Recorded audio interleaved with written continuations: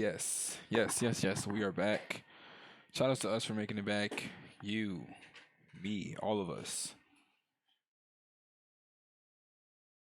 And today we have Rhykker, Diablo 4 Battle Pass details coming. Horse cosmetics revealed. D2R season start. I don't care too much about D2R, but more Diablo 4 stuff is cool. So let's watch the video. Hey Rhykker. folks, this is Rhykker with a gaming news wrap-up video Rhykker. where we discuss the happenings of the week. This week's topics include the latest Diablo 4 news, including the date of the next dev livestream, the disastrous launch of Redfall, how modders are adding ChatGPT to Skyrim, and more. As always, discussion timestamps. Wait. Oh, so it's like a week recap type of thing. Okay. I don't really know Rhykker. I thought he was just only Diablo guy, so it's cool he's doing other stuff. Can be found in the description below. Probably has always done other stuff. I don't right know. Before you skip ahead, just a quick reminder to ring that sub notification bell to be alerted to new Saturday episodes and stay up to date with gaming news highlights. But before we move on, a quick word from this video's sponsor, Torchlight Infinite. Torchlight Infinite's official launch out of beta is happening on May 9th. The cross-platform ARPG has been in beta since October and will remain free to play on both PC and mobile. With the launch also comes the start of Season 3, Cube of Rapacity. Wait, didn't it say it was in beta? How do you have a Season 3 when it's not even out of beta? The irony of this game. I mean, not this game. This ad being in a video that has Redfall in it is kind of funny, actually. Which introduces a new risk versus reward gameplay mechanic. As you play the game, you'll find mystical cubes, which you can loot for a chance to find puzzle pieces. With enough puzzle pieces, you can complete a pattern and earn a reward. And the devs are hosting a competition that I'll be participating in, along with other content creators. The Cube Dash competition, to see who can be the first to complete a puzzle. But here's the beauty of it. You folks get to win prizes. You get to pick one of the creators to back, and depending on how well we do, you then get in-game prizes. And then separately, you can try to collect puzzle pieces yourself, and the top 100 participants who have collected the most puzzle pieces by the end of this competition will win a stake of a $10,000 prize pool. Season 3 also introduces a new Bombardier hero, Escapist Bing, plus an overhaul of crafting, guild mechanics, and more. Torchlight Infinite's a lot of fun to play for ARPG fans. You don't have to spend any money, and now's the perfect time. It just doesn't look good. It's like the number says 8.2 million, but you really you just see two numbers. I just can't get behind how it looks, how uninspiring it looks. It probably is fun, but it doesn't look fun. Time to dive in and give it a try. Inside the game, enter code GORYKER in the gift code exchange to support me in the upcoming competition. I'll do my best to win you folks some prizes. In last season's competition, I actually came in second. Starting off with some Diablo 4 news. Nice. We learned that the next Diablo 4 dev update livestream will take place on May 10th at 11 a.m. PDT. And the topic will be seasons, cosmetics, and how the battle pass will work. No, wait, I got that wrong. It's actually how the completely optional battle pass will work. Wait, hold on, no. They got this wrong. Let me quickly fix that. Hey! Hey! There we go. Oh. I'm hoping we'll get a little more specificity in how long after launch the first season will come. Maybe not an exact date, but a more specific time frame. 1 month, 2. Also, we should set up a bingo card on probably 3 months. They'll probably let the game do. They're probably, I don't know. It's hard to say.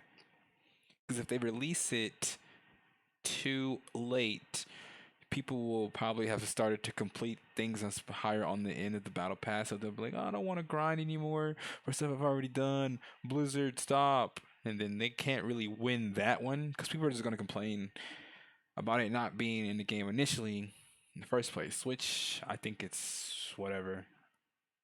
But I think if they would probably wait 3 months, start off right, I think that'd probably be the best. because they can wait 3 months after the game releases as like season 0 type feel, and then go season 1 start.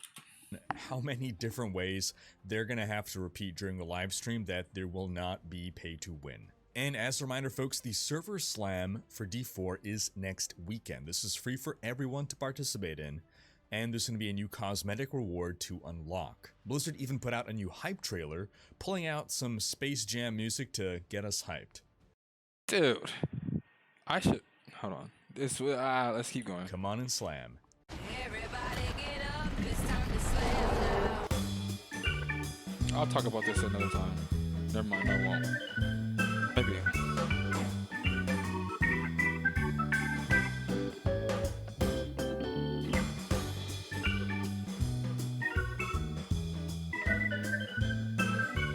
Please enjoy this equivalent royalty-free instead. The organ. Then on Twitter, Blizzard released a brief video flashing through a number You guys know how I feel about the horses. of different horse cosmetic skins, and Wowhead went ahead and screenshotted each. They range from normal horses to horrific gory horses and ghost horses and evil cult horses, with the most non-horror high fantasy ones being this striped horse or this cow-looking horse. So for those afraid that there will be pink unicorns, they seem to be keeping things grounded and theme appropriate as they promised. Lastly, for Diablo news, Dude, it's only a matter of time before the anime makes its way into Diablo 4. I don't know how. It's only a matter of time. Released my latest lore video. This one covers the story of Diablo 2 lore and destruction. Regardless. Then in Diablo 2 news, Season 4 went live this week, along with patch 2.7. While the past 3 seasons included major features, new rune words, and generally exciting changes, Season 4 feels like the start of maintenance mode for D2R. There are bug fixes, there are quality of life improvements, and there are adjustments to existing features, but nothing really exciting in a sexy way to bring in players for this season. There's one thing that we'll cover, though, that is a lot bigger than it seems. But before that, some of the other noteworthy things: everyone is getting 4 extra character slots. Chat lobbies have new systems that should help remove spam bots. After, 2 decades, the technology is finally here. Druids can now shapeshift directly between werewolf and werebear forms rather than have to drop the human form in between. Bulkatho's Sacred Charge two-handed sword is being nerfed by removing its knockback effect. And then, the big one here, the next hit delay system now applies to missiles created by casting the same skill. So let's explain that last one a bit here, since it's the most significant change by far, and it's a system that not all players are even aware of. So in Diablo 2, if a monster Reminds me of playing Path of Exile. It's stuff that happens, you don't even know what's going on, but you're having fun until you're not. is hit by a missile, there's a brief moment of time during which it cannot be hit by another missile. Now what this means is that if you launch a volley of arrows with multi-shot, or a bunch of teeth with teeth, then you're not going to have 2 of those projectiles strike the same monster. Only one of those hits will register. And that's the purpose of the system. It's so that one cast of a spell can't double hit a monster. In practice, though, what this means is that in multiplayer, if 2 players are attacking the same enemy with missile attacks, sometimes some of your attacks will not register. Or if you're hitting certain attack speed breakpoints, then some of your attacks may not be registering. So with the change, next hit delay only applies to the same cast of the same skill. So you will not interfere with your friend's attacks, and your subsequent attacks will not be stopped by your previous attacks. The original intent, though, preventing one cast of a skill from hitting an enemy multiple times in under a second, is still preserved. Now, there are some serious ramifications to this. Some builds are becoming much more powerful now, dealing double, triple, quadruple, even quintuple times their old damage. A Tornado Druid can now hit an enemy with 3 tornadoes per second instead of just 1. The Assassin's Blade Sentinel can now have 5 sentinels dealing damage to a target every second instead of just 1. In fact, Is this guy still talking about D2? Yeah, he is. I mean, I guess there's ladder to preserve and stuff. I guess. A lot of the Assassin's traps have been tremendously buffed by this. Diablo 2 expert Macro BioBoy has a full video giving an in-depth breakdown on how game-changing this all is. Do give that a look if you're planning to play this season, because you may change your mind on what class you'll want to play, on what build you'll want to play, based on what you hear Mac talking about here. Now, moving on to some other news. Redfall I won't, 'cause released I won't this be week. playing. This is the highly anticipated game developed by Arcane Studios and published by Bethesda. And yikes. Maybe it shouldn't have been released this week, or for another few months, because reviews so far have been scathing. The open world I just want to say that Bleak Faith Forspoken was the president's. No, what was the one before that? Forspoken, whatever, with the girl that kind of looks like uh Barack Obama's like daughter. Uninteresting voice acting, whatever. I think it is Forspoken. That was damn terrible. And the fact that there was a demo out for the game, and the demo was terrible long before the game released, is just like mind blowing. It's like, what is happening, bro? It's like you guys want AI to take over your game development jobs.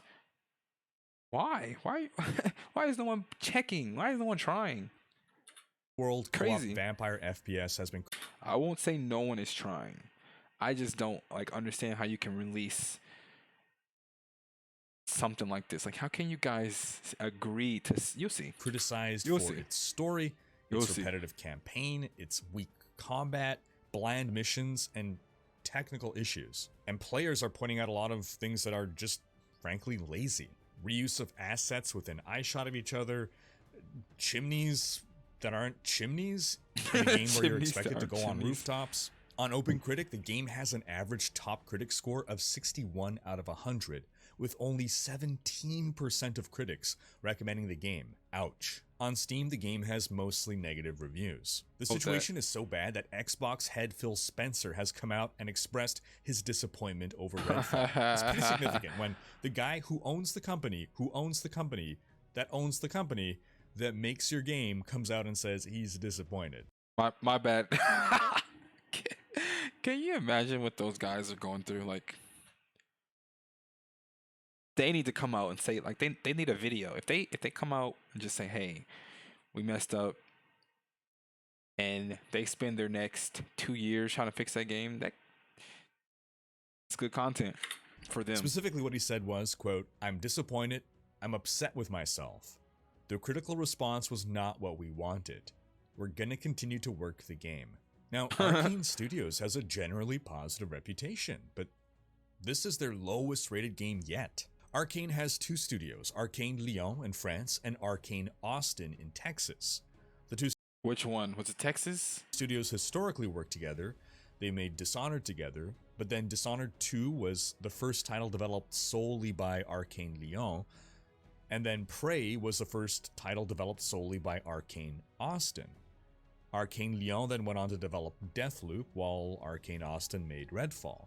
And I wish I could chalk this up to one of the studios being good and the other bad, but both studios have been responsible for good games. I really don't know what happened here. I'm kind of bummed out by this one. I try to look for fun co-op games to play with friends, and I guess this just won't be the next one. Back to Valheim, I guess. In other news, as you reported last week, Star Wars Jedi Survivor's PC version has been criticized for its poor performance. The devs have since released What's the chances that both these games came out in such short time spans of one another? It's like, this will be the turning point for like some people. They'll look back like, bro, I spent $140 on two games that did not work. I am never buying another game like that again. a patch that improves the situation. I've helping been there. players reach better frame rates, I think but I've been there. stuttering issues remain. Now, it should be noted that back in March, in an interview with IGN, game director Stig Asmussen was talking about how the team felt confident in its release date.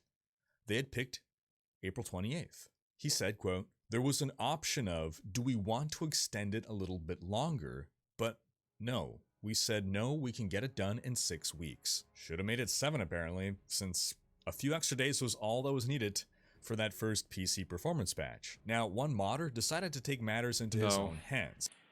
They should have. Dude, they should have just had. I don't know. It doesn't matter. It's already out there. Once the game has been out there, you can't convince people to hey, come try it again. It's just not gonna happen like that. People are probably gonna meme on it for a little bit longer, and then they'll fade into obscurity. It will be referenced as, something negative for months or years to come. But you know what I'm saying? That's just life, bro. Do better next time. Pure Dark Just do better has next time. basically modded DLSS 3 into the game, which would allow 40 series cards to get significantly better performance. It's not a perfect solution right now, but I like how people just mod things into games that devs cannot do. And it just makes them look more incompetent than you would think. In my opinion, if a modder can fix your AAA game, AA game, or single A game, almost fix, it's so what were you doing? That's how I'm feeling. he basically doubled his FPS with just a little bit of effort. So imagine if you had a full team and was working at this for weeks. It's just a shame that the PC versions of games these days are back to being afterthoughts. On to some BlizzCon news. I know some folks have been wondering, what's going on with BlizzCon this year? Is it still happening? Has it been canceled? Well, Blizzard boss Mike Ibarra tweeted that we can expect to hear about BlizzCon 2023 in about 2 weeks' time, confirming that it is not canceled this year. This will be the first BlizzCon since the release of Overwatch 2 and Diablo 4. Plus, World of Warcraft Dragonflight also launched within the last year and has been a big success for WoW, so this could end up being the biggest BlizzCon yet with regards to celebrating Blizzard. There is nothing to celebrate about Overwatch 2. There is not a single thing to celebrate. Except that it's free. It's no. Just no. I think it's probably on season 3 right now. It still hasn't released with the thing that you wanted. Just no. Games. Then in other news, a Skyrim VR modder has leveraged that fancy GPT that everyone's talking about to create Fancy more realistic GPT. NPCs. By implementing AI into the game along Whoa! Didn't I just say that when we were watching the RuneScape video with the AI? I was like, hey, all you gotta do is give this NPC. Oh my gosh! It hasn't even been a month. with text-to-speech That's crazy. AI, modder art from the machine is allowing NPCs to be able to know the time of day, know their current location, tell you about an object that you're holding in your hand. And as it continues to develop this mod, the NPCs should also be able to remember what they have previously spoken to you about. It's Yep. still a work in progress There it and not is. yet available to the public, but the possibilities here are There exciting. it is. All the advances in AI we've seen over the past few months alone. We're on the Yes. In the month, the past few months alone. Imagine a year from now, bro. Just imagine a year from now. Soon there's gonna be a Chat GPT on your app. There's gonna be an app on your phone, bro. It is going down, up. I don't know, but at least we can still watch each other and be entertained and laugh. Hopefully, know what I'm saying? I don't know. Plus, we're We'll having see what games happens. in which you can speak into your microphone, say anything you want to an NPC. Your spoken words will then be transcribed and then fed to an AI, interpreted, and then a unique answer will be output using a voice AI. It's going Yep. to be like having a dungeon master that can react to literally anything that you say, as opposed to a pre-programmed NPC with specific lines that it's able to repeat. And It will also be funny if Skyrim just happens to be end up being like the best game of our lifetime because it's just so moddable and unique, and it just becomes something like totally beyond itself. That's it. And you'll be able to revisit that same NPC and say, hey, remember what I told you yesterday? Can you remind me of what we spoke about? And it'll have continuity. And that's just one aspect of the game that can be handled by AI. Honestly, the next 10 years are going to be wild. We may Yes. literally see fully AI dungeon masters by the end of the decade, completely generating unique quests. I say decade, it's probably going to be a lot faster than that. They'll Yes, generate it will unique be. quests, characters, storylines, everything just on the spot. We're going to have games with literally infinite content, and not just via permutations of randomized elements clumped together on top of. And then you can add that element with ARPGs. Oh my gosh. It's over. Or RPGs, it's over. It's over, bro. Or like imagine an Elden Ring experience where no one gets to have the same experience. It's like it's totally unique to your character. Other randomized elements, but real content that is AI generated. Like imagine an RPG with fully AI generated quests, AI generated enemies, AI generated items. Yes, that's the thing. So I'm saying like you can have different items. Say they generate you a forest, so your gear is like more wood and kind of like rough, kind of maybe more magical. Then you end up in a desert. Then you end up in a water biome or a space biome, relative to someone else who got a mountain biome that led them up into the Valhalla or something. Now they have like this Valkyrie helmet type stuff and Pegasus and like, bro, it can happen. It's going to happen. The developers basically establish a sandbox framework for you to be able to endlessly encounter new content in this world without them needing to churn things out every week, because patches, yep. there are always players that are going to be consuming content way faster than a human dev can possibly output. Now, of Yep. course, it's not going to replace the bespoke experiences carefully crafted by human devs, but you can have your human I, I, it depends. I think it won't because some people want a story. I think human content that is created will always be preferred by a certain type of person. But for the general mass, they'll be fine with just like something to do. They'll be fine. crafted campaign, and then the AI generated living world that you can continue to experience forever. I'm telling you, unless we see some massive legislation against it, in 10 years, AI is going to be everywhere and changing our lives in ways we can't We even cannot imagine. imagine. Yet. I believe this is going to be the single most significant leap in life-changing technology, more so than even the internet was. You know, when we were kids, teachers used to tell us, you know, you gotta learn this stuff because you're not gonna have a computer with you all the time to just look things up. Yeah, well, aha. And with AI, this Aha. is gonna turn into our own personal Jarvis. Instead of saying, hey Google, what's the temperature? You'll say, hey Jarvis, how should I dress tonight? And it's gonna say, well, Rhykker, given the temperature outside is a cool 15 degrees Celsius, and because I know from your calendar that you have reservations at the Madison restaurant tonight, I would advise wearing dress pants, a collared shirt, and a blazer, which you can always remove if you're too hot at the restaurant. And remember that on a 2 or 3 button blazer, you should always keep the bottommost button unbuttoned. Then continuing with some more Skyrim news, we got a new gameplay demo for Skywind, a work in progress, total conversion mod that recreates Morrowind inside of Skyrim. And this is from the same folks working on Skyblivion, which is Oblivion remade Skyblivion. in Skyrim. In the past, they completed Morroblivion, which was Morrowind remade within Oblivion. These mods are massive undertakings, and in theory, yeah, it's possible that Elder Scrolls 6 may release before these mods are complete, but they're always looking for volunteers of all skill sets and all levels of skill. So if you're looking to help out and join the cause, link in the description on how you can contribute.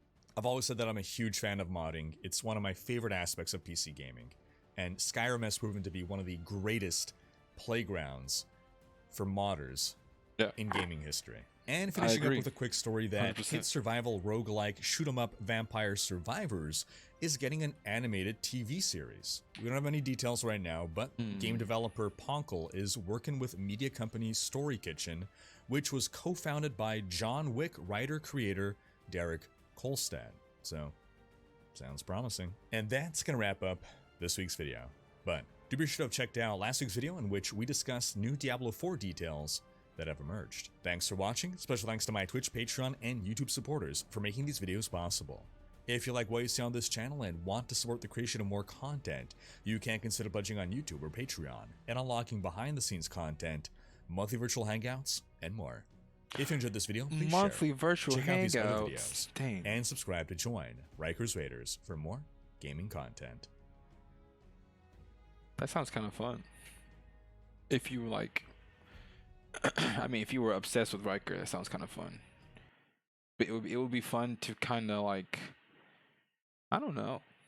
I would have to attend one to know. But that's the video. Pretty interesting stuff overall. Rhykker he's onto something. He knows. But we'll see what happens when we get there. Anyways, that's the video. Thanks for watching. You know the motto, tell someone you appreciate them, tell someone you love them. Because I appreciate you guys watching, and it's just good to share that sentiment amongst one another. And I will see you guys in the next video. Peace.